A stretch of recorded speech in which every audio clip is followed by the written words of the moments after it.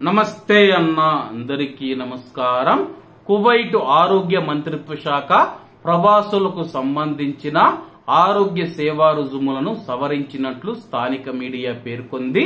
వివరాల్లోకి వెళితే ప్రవాసులకు ఆరోగ్య సంరక్షణ రుజుములను ఆరోగ్య మంత్రిత్వ శాఖ సవరించిందని చెప్పి, అలాగే చెల్లుబాటు అయ్యే సెక్యూరిటీ కార్డులను కలిగి ఉన్న అక్రమ నివాసితులు, బేదున్స్, అలాగే కువైటీలు కానివారు, వివాహం చేసుకున్న కువైటీ మహిళల పిల్లలు, అలాగే కువైటీ మహిళలను వివాహం చేసుకున్న ప్రవాస పురుషులు, అలాగే ఇతర గల్ఫ్ కోఆపరేషన్ కౌన్సిల్ జీసీసీ సభ్య దేశాల పౌరులు చెల్లుబాటు అయ్యే పౌర గుర్తింపు కార్డును కలిగి ఉన్న వారికి ఈ సవరణ మినహాయింపు ఇస్తుంది.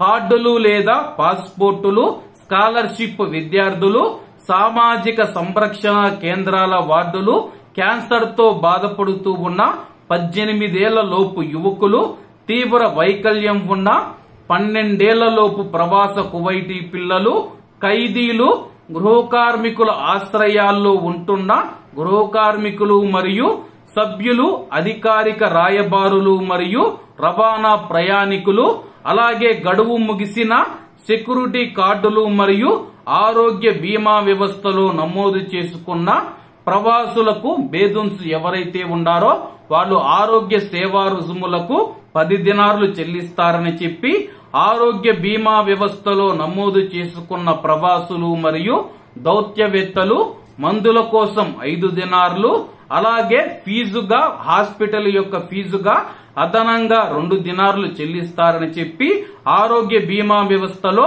నమోదు చేసుకోని ప్రవాసులు 10 దినార్లు చెల్లిస్తారు.